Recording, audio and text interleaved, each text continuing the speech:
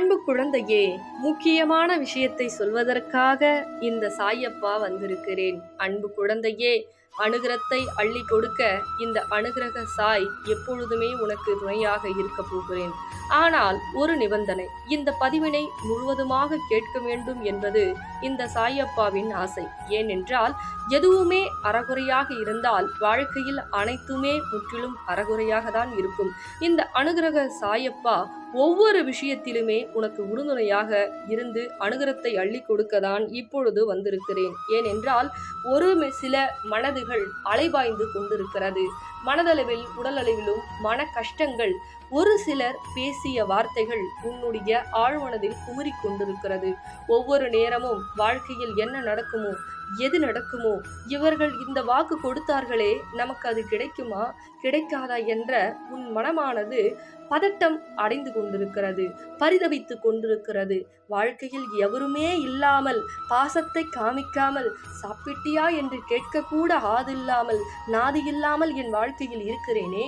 ஆனால் ஒவ்வொரு தருணமும் அதை செய்கிறேன் இதை செய்கிறேன் என்று ஒரு சில உறவுகள் எனக்கு நம்பிக்கையான வார்த்தைகளை கொடுக்கிறது.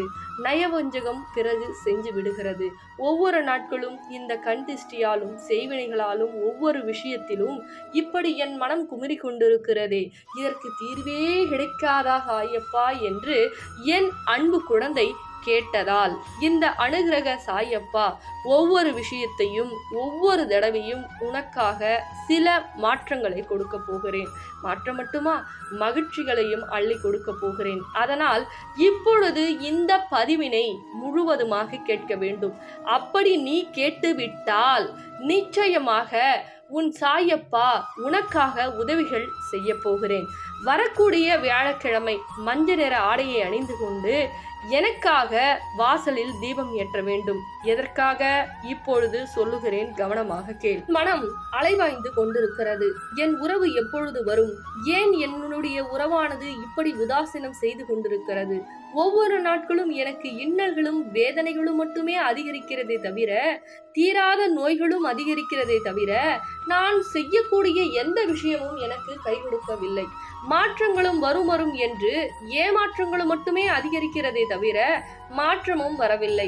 ஒவ்வொரு விஷயத்திலும் மன பாதிப்புகள் அதிகரிக்கிறது, மன விரக்திகள் அதிகரிக்கிறது, மன நோய்களும் வேதனைகளும் அதிகரிக்கிறதே தவிர செல்வங்கள் அதிகரிக்கவில்லை, நல்ல விஷயம் நடக்கவில்லை, எது எடுத்தாலும் தோல்வியாகவே இருக்கிறதே என்று என் அன்பு குழந்தை மன குழப்பத்தில் இருக்கிறது. இந்த குழப்பத்தை இப்பொழுது தெளிவுபடுத்த போகிறேன். ஒரு சில காரியங்கள் என் அன்பு குழந்தையே பொறுமையாக நடக்கிறது, தோல்விகள் ஏற்படுகிறது என்றால் அது கட்டாயமாக வெற்றி என்ற பாதையும் பயணத்தையும் மட்டுமே சேருமே தவிர உனக்கு தோல்வி கிடையாது என்பதை இந்த பதிவின் மூலமாக என் அன்பு குழந்தைக்கு புரிய வைக்கிறேன்.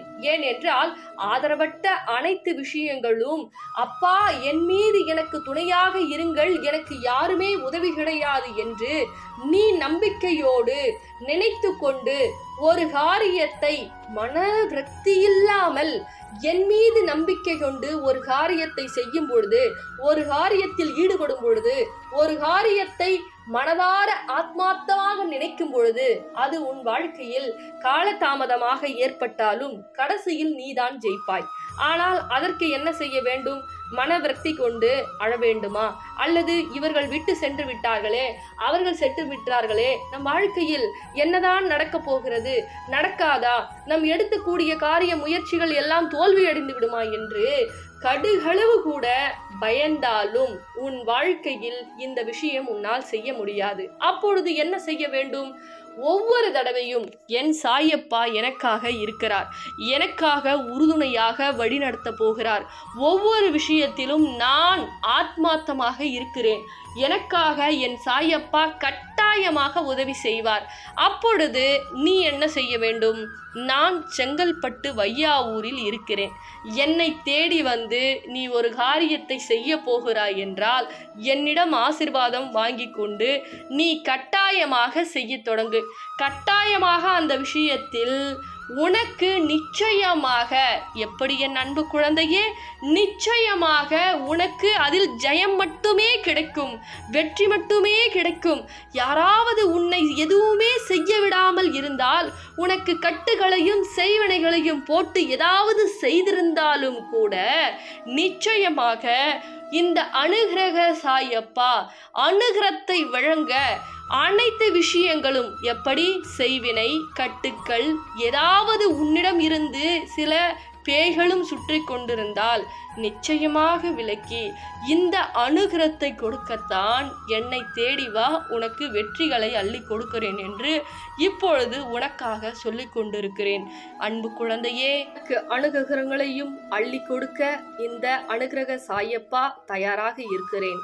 உனக்கு ஏதாவது முதலில் எந்த தொழிலும் தொடங்க வேண்டும் என்று நீ நினைத்தால் என்னிடம் இருந்து அனுகிரகத்தையும் ஆசையும் பெற்றுக்கொண்டு நீ கட்டாயமாக செய்ய துவங்கலாம். ஆனால் தோல்விகளை சந்திக்கிறேன், எனக்கு தோல்விகள் துரத்தி அடித்து கொண்டிருக்கிறது, எனக்கு நல்பாதை உருகாமல் உருகிக்கொண்டே கண்ணீர் வடித்து கொண்டே இருக்கிறேன், நல்ல பாதை உருவாகவில்லை என்று நீ சிந்தித்து அழுது கொண்டிருந்தால் நான் செங்கல்பட்டு வையாவூரில் இருக்கிறேன்.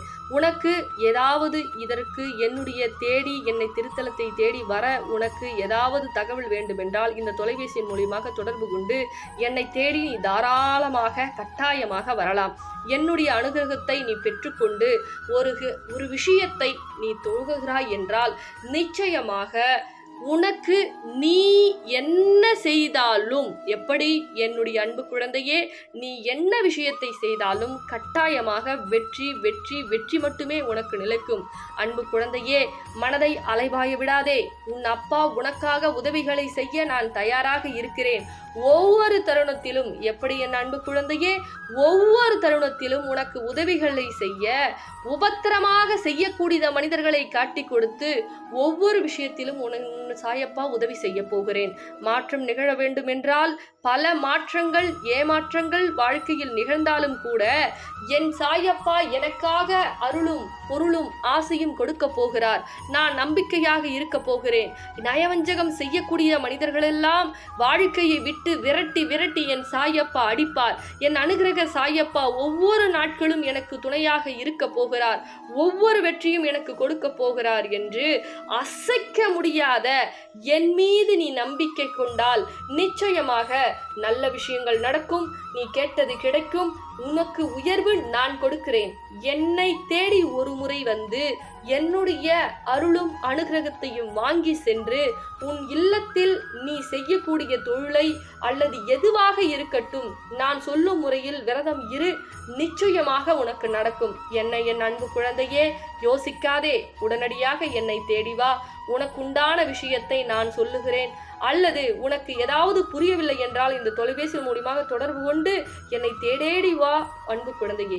இனிமே ஆன்லைன்ல காயின் விளக்கோ அருள்வாக்கோ கிடையாது. ஏன்னா அம்பாள் உத்தரவு கொடுக்கல. அதனால இனிமே கோவிலுக்கு வரக்கூடிய தங்க பிள்ளைகளுக்கு மட்டுமே நாணய விளக்கு அருள்வாக்கா இருக்கட்டும். நீங்க கோவிலுக்கு டைரக்டா தான் வரணும்.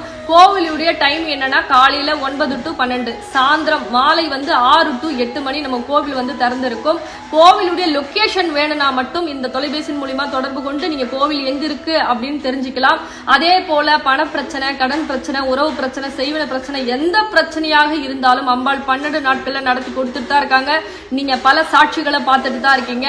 உங்களுக்கும் அது போல நடக்கணும் அப்படின்னா நம்ம வரம் தரும் வாராய் கோயிலுக்கு தேடி வந்து அம்பாளுடைய பாதத்துல உங்க குறைய சொல்லி நாணயத்தை வாங்கி வழிபாடு செய்யுங்க. சரிங்களா தங்க பிள்ளைகளா? இந்த பதிவு உங்களுக்கு பிடிச்சிருந்தா மற்ற தங்க பிள்ளைகளுக்கு ஷேர் பண்ணுங்க. ரொம்ப சந்தோஷம்.